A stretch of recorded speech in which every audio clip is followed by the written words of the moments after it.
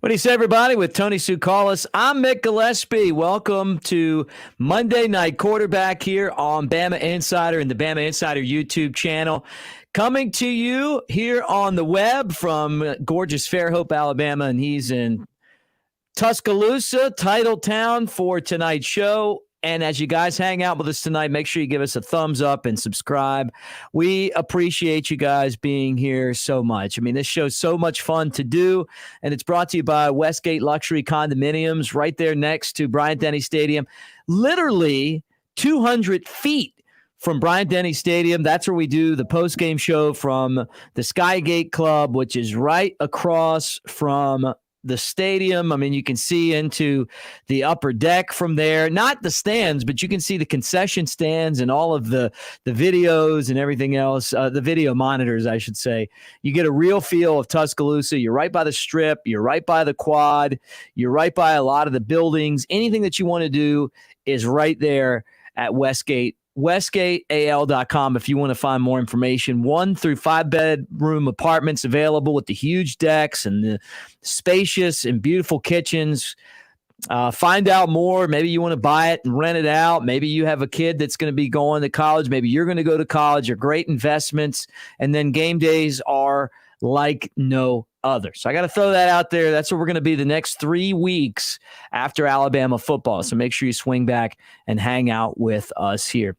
Tony Tsoukalas is the beat writer for Bama Insider and the Bama Insider YouTube channel and the Bama Insider site, Rivals Alabama site. He follows the Crimson Tide on a daily basis, and he is my partner here on Monday Night Quarterback. What's up, brother?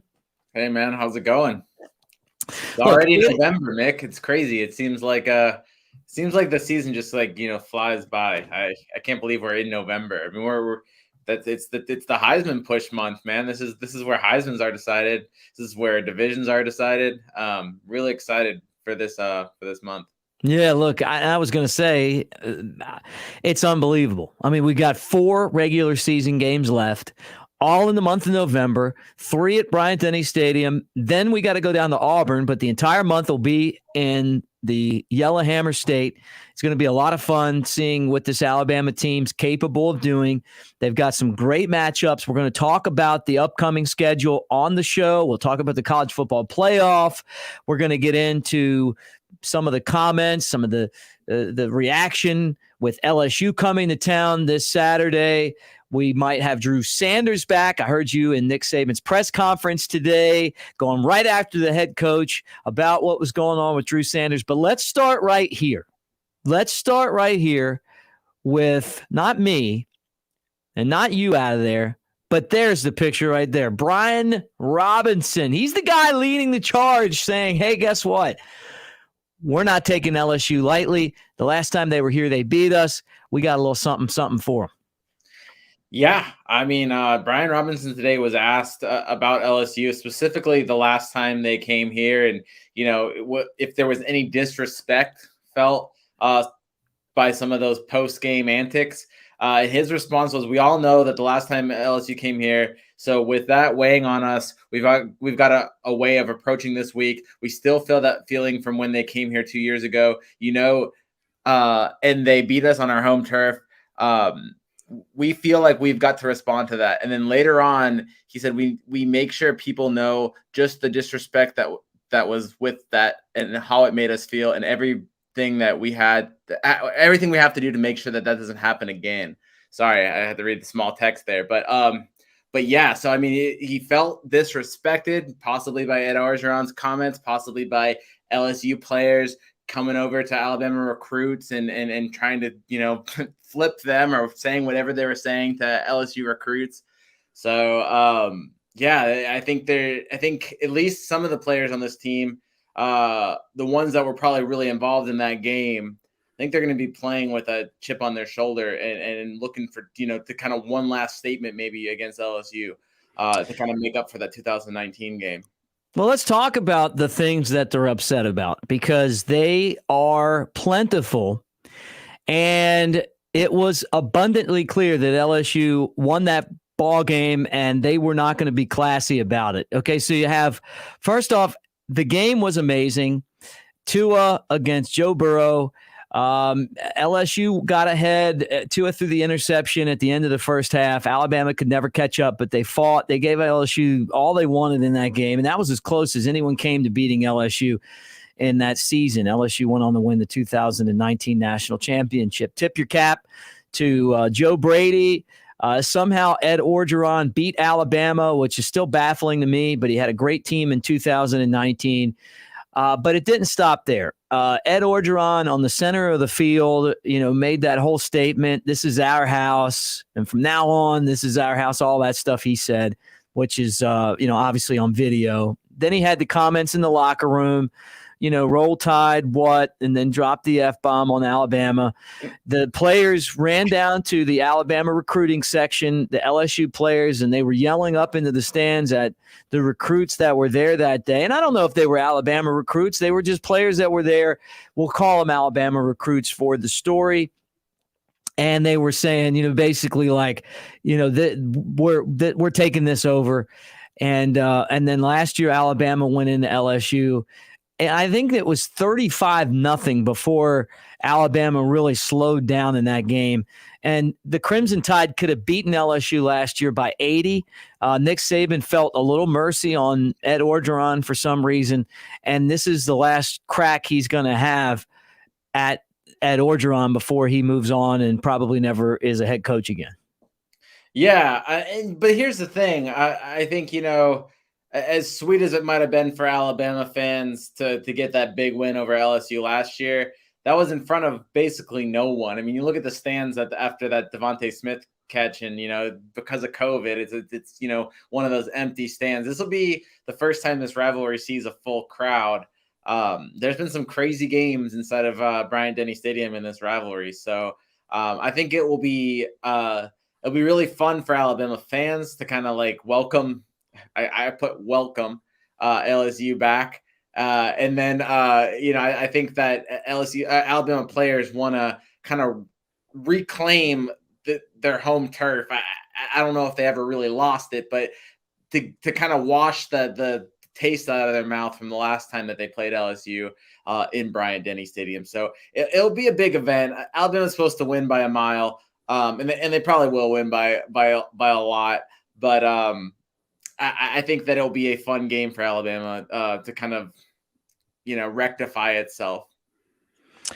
Let's talk about the hype going into this game. It doesn't really feel like a typical Alabama LSU game. Last year did, just because of LSU having beaten Alabama in 2019, right? This one feels like, with Ed Orgeron fired and the way that LSU got pounded by Ole Miss, a team that lost to Auburn, it almost feels like LSU's lost one of their legs. It's a tiger that's got 3 legs right now, and that Alabama's just supposed to run up and kick them. But, at the same time, I mean, the Tigers don't have anything to lose here if they come in and play a great game. Yeah, I mean, look, this is still a program that recruits, elite players, and so like you can't take anyone lightly. I mean, look, Mississippi State beat, Kentucky. They also beat Texas A&M. Weird things can happen in the SEC. So, I mean, this is a game Nick Saban mentioned multiple times that it's going to be a physical game. And in this game, even with the change of college football, because college football is not what it used to be from a physical standpoint. But even with that, players and coaches still consider this game a physical game, even though you've got the 46-41 kind of blowouts. Or not blowouts, I mean shootouts. They go back and forth. There's still a sense of like these teams like to beat each other up, and I think there's a kind of a grudge match feel always in this game. Maybe it's because there's so many so many Louisiana kids that come to Alabama, and maybe they also recruit in Alabama. It's kind of an intermingle of the two states. So I think that kind of adds to the rivalry. But these are two teams that really kind of want to punch each other in the mouth. And so I think, you can't ever take those kind of games lightly. I know you're working on something right now where you're going back and looking over these last 10 games, which Alabama's won 9 of them to my count, right? 9 out of 10 against LSU. It's, I'm going back from 2001, so I think it's 9 out of 11 because you got to remember they did play 2 that one year where Okay. So you're going to LSU throw them the won. game of the century. You're going to throw that one in Yeah, there. I'm starting at the game of the Okay. century. Or actually, I'm going back to the game of the century. So it's the 10-year anniversary of that. So I'm kind of looking at the big. I picked a play from every single play, and we'll look at that play and kind of break down or remember this rivalry. Seems like every year there's one play. Some of the years, Mick, I had to kind of there wasn't like necessarily a play, so I had to kind of pick something that I felt was the most defining moment of that game. But most Right. have a clear cut, in my opinion, defining play to them. Like last year's, it was a blowout, but you had that Devontae Smith catch, one-hander. So spoiler alert, That's right. From last year's that one-hander catch from Devontae Smith, which is ultimately went on to be like signature play in his Heisman campaign. I'll never forget being at, I guess it was 2008 in Tuscaloosa when Julio Jones just trucked a guy and ran down the sideline, and we went nuts. I mean, Alabama had that long losing streak to LSU, and that was a defining play in the Nick Saban era. Yeah. Well, are you thinking of? I guess that would have been 2009. Okay, so it was 2008 was in the one in Bryant-Denny, right? Yes. So 2008 was overtime, and John Parker Wilson dove in. Okay, yeah. So 2009, that was Julio. Because I remember Patrick Peterson and Julio Jones were battling the whole game. Yeah. Peterson had to leave the game. Alabama took advantage through a screen pass to Jones, and he blew by the safety for that touchdown. That, if I was stretching it back to 2008, that would have definitely been my play from that year.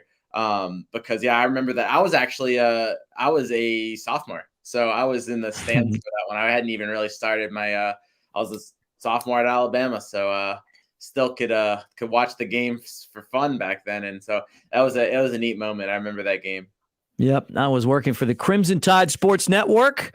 I think I was covering women's basketball, maybe baseball back then.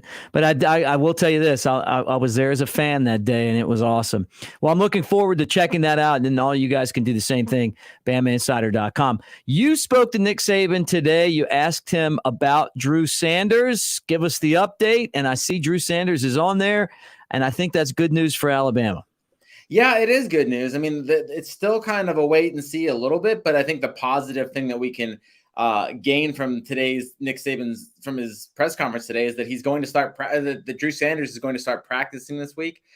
They've got some further x-rays to do to make sure that he's totally healed and he's ready to play, but Nick Saban said that there's a good possibility that he may be cleared to play this game. So I think Alabama is cautiously optimistic about having Drew Sanders. Now, to what extent they're going to have him, I don't know, but I think any Drew Sanders is better than no Drew Sanders. And I think it shows that even if he's not quite ready this week, he's really turning the corner in terms of his recovery. So it will not be too long before Alabama gets him back. And let's face it, I don't think Alabama is going to need him, really to beat LSU. It'd be nice to get him back and get him back in the swing of things. But really, until they play Auburn or possibly Georgia, I don't think you're going to need Drew Sanders. So just getting him in and working him into the defense and making sure he knocks off some of that rust, I think that's really the important thing this week. Yeah, no doubt. Well, whether you need him or not now, that they're going to need him down at Auburn, and we're going to kind of get into this here in a second. But that's good news for Alabama's pass rush, having Drew Sanders back. Certainly is. I mean, Dallas Turner did an admirable job filling in. I mean, you got to think he was the third string guy behind, because Drew Sanders is already filling in for Christopher Allen. So, I think for being down to a third man, Alabama did really well with its pass rush. Obviously, that helps when you have the Terminator on the other side of the ball and Will Anderson Jr. But I think that having Drew Sanders back, once he gets fully healthy, that's only going to help Will Anderson. You might see even an uptick in his performance maybe. So it'll be interesting to see, kind of how the pass rush evolves once he gets a little bit more healthy, once Drew Sanders comes back. But there's no way you can look at this and not see a positive from an Alabama standpoint. No doubt about it. Well, as you hang out with Tony Tsoukalas and me, Mick Gillispie, on the Bama Insider YouTube channel, do us a favor and like and subscribe. Hit the thumbs up button. Really great to have you guys here with us tonight as we talk about Alabama and LSU, or Alabama and the upcoming schedule. There it is, Tony. As we move forward here on the show, Alabama will play LSU this week, as you can see, after the bye. Then you got New Mexico State, then Arkansas, all those are at home, and then Auburn. And I guess the question is, just like we're trying to figure out right now here on Bama Insider, how do we respond after the bye week? We're trying to do the same thing. Yeah, no, I think that's the biggest thing you're looking at is, can Alabama, I still think you have to hold it to that Mississippi State standard or the Tennessee, standard. They were a little bit, they let off the gas a little bit against Tennessee in that game, left a lot to be desired. But I think you still need to show that you're continuously, woken up after that loss to A&M. So I think, this bye week, this is a chance to get sloppy again against an LSU team that I think everyone expects Alabama to beat. So can they beat LSU and perform to the level that everyone's expecting to Alabama? Not just get past LSU, but can they beat LSU to the level they're expected? Are they capable of beating LSU to? I think you can say the same thing about really the next even 4 teams on their schedule. I think that they should pretty much handle Auburn as well, even though Auburn looks like they're putting together a better team than maybe some people expected. But it's going to be the same story against LSU, definitely against New Mexico State. I think Arkansas as well. These are teams that Alabama needs to kind of kill away early, and kind of show that it's capable of being an elite team. And I think that they're capable of doing that. It's just a matter of will they play down to their competition? Yeah, no doubt about it. And you look at the schedule on here, and we also know the game times for the next 2 games, which really is phenomenal to me. It's the only major sport that waits that long to tell you what time the game is. I mean, to think that we didn't know what the Alabama and LSU kickoff time was, yesterday. I guess we found out yesterday. So the day before, we had no idea. We see that it's 6 o'clock Central Time. And then now I just pulled this up and I see that New Mexico State is 11 o'clock a.m., which will be Alabama's first 11 o'clock game this year, I think, right? I'm almost positive. Yeah, it is the first one. 10 of these 11 o'clock games. I know nobody else is, but I love them. Give them to me. I'll take them. It allows me to see some other games at night after I get my work done. So I'm still a fan of college football. So I do like to see as many games as I could. So, I wish they played them all at 11 for my sake. That's just me being selfish, though. Well, I think the schedule lays out for Alabama well. I mean, you got LSU, New Mexico State, Arkansas, and then obviously red-hot Auburn at the end of the season. Then that could be for the SEC West. So we're not there yet, though. And if we got there and tried to talk about it right now, Tony, it would be pure rat poison. So we don't want to do that. No, yeah. I mean, they got to take things. Or do we? Yeah. What? Or do we? Oh, I mean, yeah, they just got to take things one game at a time, like you said. I mean, look, a team like Arkansas, a team like LSU, if you don't take them seriously, they could make things closer. Who knows? Maybe things go absolutely haywire and they can pull off an upset. And, how awful would that be for Alabama if an LSU team with a lame duck coach comes in and beats them in Tuscaloosa? That'd be horrendous. So they can't afford to really look past that. No. So we got how Alabama's going to respond from the bye week, and I think we both feel like they'll be very focused because it is LSU, and they lost 2 games ago. And then the schedule, we got that kind of winding down. What Alabama is trying to get to is where they were last year, and you can see it on the screen right now, the college football playoff. They want to defend that national championship. And this week, tomorrow night, and Kyle Henderson and myself will be on the air, and we will be on the air when they announce the first college football playoff rankings, right? And Alabama, I'm guessing, is going to be in the top 4. Yeah, I think they will be in the top four. I know the college football playoffs always try to do something cute at first, so we'll see what they concoct. I mean, it really should be Georgia, probably Cincinnati since they're undefeated, then Alabama, then, Oklahoma, and then you could probably take your pick between, am I forgetting one? No, that'd be four. You could take your pick between like Ohio State and Michigan State. I think that should be your top five. But I don't know. The college football playoffs might do something squirrely. They might put, uh, Michigan State's still undefeated, so maybe they put them in the top four and bump out either Alabama or, like, I guess that could happen. And then, but like, is anyone going to take it seriously if it does? I think right now Alabama's in good shape in terms of if they win the rest of their games, they're certainly in. So that's all they got to really worry about. It's going to come down to they can't lose again, really at all this season. They can't, I think there's probably like a really small way they end up, if they lose before Georgia and then are able to kind of like somehow beat the heck out of Georgia, and maybe they could get in that way. But I think they're going to have to win out and ultimately have to beat a really good Georgia team in the SEC championship game to make it. Do you think there's any way that Georgia loses? No, I don't. I don't. I think that they're right now that they're clearly the number one team in college football. Alabama has all the capabilities to beat Georgia, but I don't think you can say that Georgia's not the number one team in college football. So I don't think there's anyone right now until Alabama that can really beat them. So I certainly wouldn't pick anyone to beat them before Alabama. I think that Alabama game could be a toss-up.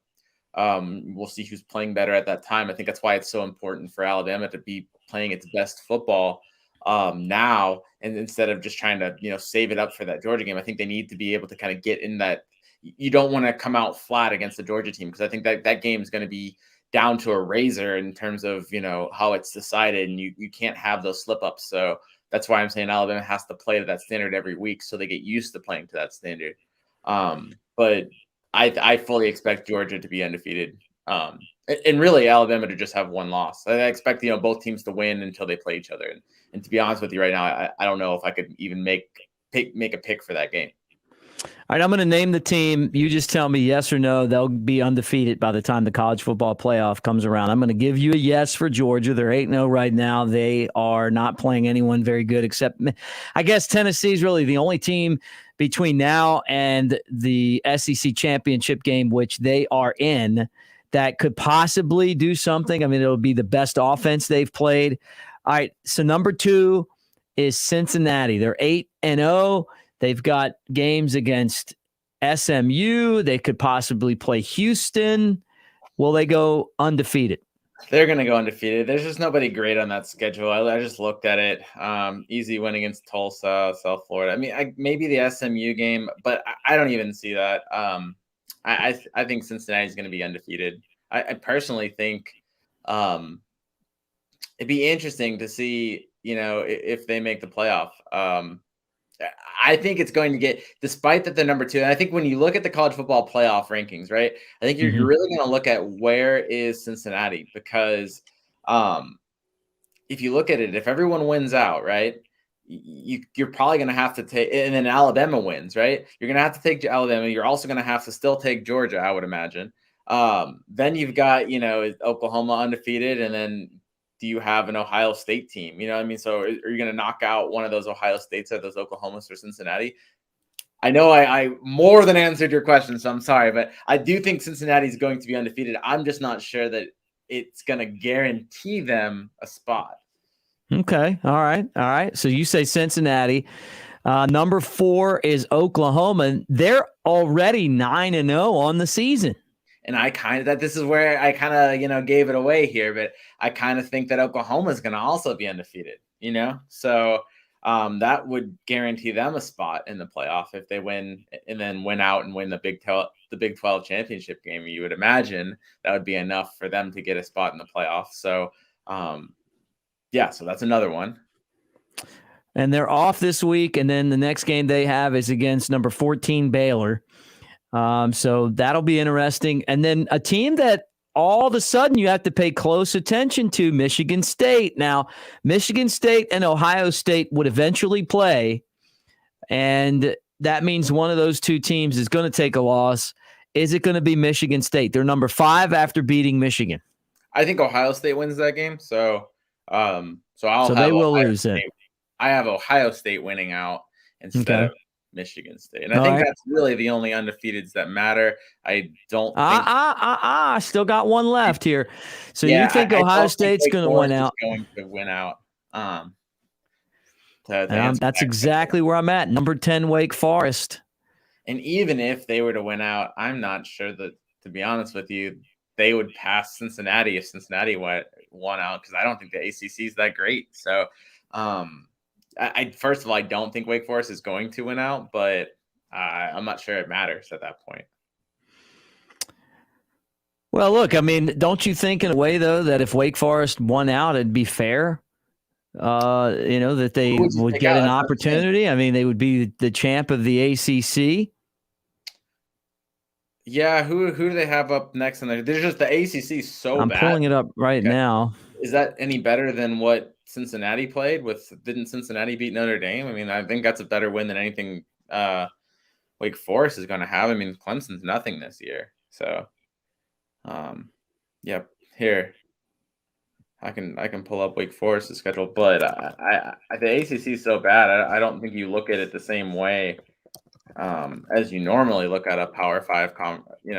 Well, they're scoring a ton of points though, and they are a team that is really interesting out on the football field. And it's they like have a win over a ranked opponent though. And they barely beat. All right, I've got them up here. You ready? Just put you back in there. Probably lose this week to North Carolina, to be honest with you, somehow. All right, but so they beat Old Dominion, Norfolk State. Didn't realize either one of them had football, but they did beat Florida State handily, Virginia handily. They got by Louisville. They got by Syracuse. They scored 70 against Army, and they blew out Duke. Let's look at that. Allowed 56 to Army. Their schedule is North Carolina, NC State, Clemson, Boston College, and then they would play maybe Pittsburgh in the ACC. So you don't think they'll have enough juice to get into the top 4? They'll probably end up losing 2 of those games and might even end up losing to Pittsburgh. I don't see it happening in the ACC. All right, well, let's swing. If they won out right there, I don't even know if I'd put them above Cincinnati. So. All right, well, let's swing back to Alabama, and I'm going to ask you this last question of Monday Night Quarterback tonight. What does that mean for Alabama? You just went through that complete list. You felt confident in Cincinnati. You felt confident in Oklahoma, and you felt like Ohio State would win out. The selection committee's taken a 1-loss SEC champion all day. So basically all Alabama has to worry about is winning the rest of their games, because they're in. They don't have anything to worry about, especially if their last win before the playoffs announces against the number 1 team. They'll be fine. So as far as Alabama is concerned, just win. I think, the teams that really have to look at other teams, I think, Cincinnati, if it comes to the point where it's number 3 Alabama versus number 1 Georgia, I think Cincinnati's rooting like heck for Georgia to win, because I think that would knock Alabama out. Mm-hmm. But if Alabama wins out, there's no way they're not making the playoff. Well, that's a good thing. All right, Tony, let me remind everyone here that Monday Night Quarterback is always presented by the great people at Westgate Luxury Condominiums. There you are, right next to Bryant-Denny Stadium in Tuscaloosa, Alabama. 200 steps from the football capital of college football, from the title, making Bryant-Denny Stadium right there. You can just go straight across the street to the games. You got the Skygate Club, which is on the roof. You got those huge balconies. There's all that extra security with the wristbands that you have to get in and out. You've got plenty of parking built into the facility. And on game days, they make it just fantastic with the catered game days, the amazing food, the awesome deck. And there are units available right now, 1 through 5 bedroom units with the big decks and the luxury kitchens, 900 to 3,000 square feet. And you can find out all the information you need at westgateal.com. And that is where we'll be not only this Saturday after the game, not only next Saturday after the game, but the following Saturday after the game. That's where we'll be at Westgate Luxury Condominiums. All right, Tony, before we bid everyone farewell on the show tonight, what can we expect from you on the Bama Insider channel? Yeah, we talked about it earlier, but I'm doing a breakdown of all the big highlights of the last decade between Alabama and LSU. So check that out. That should be out tomorrow morning. It'll be fun to kind of relive. There's only 2 of them that probably will hurt Alabama fans. So, it'll be a mostly fun thing for Alabama fans to relive. Awesome. And that is BamaInsider.com. That's where Tony that's where Tony posts his work. And that's where you can check it out. We appreciate all you guys that have been hanging out with us in the comments section. Good to see Sean. Good to see Jarvis, Eddie, our crew here tonight. You guys make this a lot of fun. Please give us a thumbs up and subscribe to the channel and hit the bell. That way you'll know when we've got new shows coming up. Tomorrow we've got a double deuce for you. We got the playoff announcement show. When the playoff is announced, at least the rankings, Kyle Henderson and I will be on here to give you our first take. And then Andrew Bone will follow with a look at recruiting with Tony. Not with you, Tony, but with Trey Yanity. And that'll be tomorrow night right here on the Bama Insider YouTube channel. And don't forget, the Tailgate Show is free. 6 o'clock this Friday, Alabama and LSU. That's going to be a lot of fun. All right, for Tony Tsoukalas, I'm Mick Gillispie. Thanks for hanging out with us tonight, guys. Roll Tide.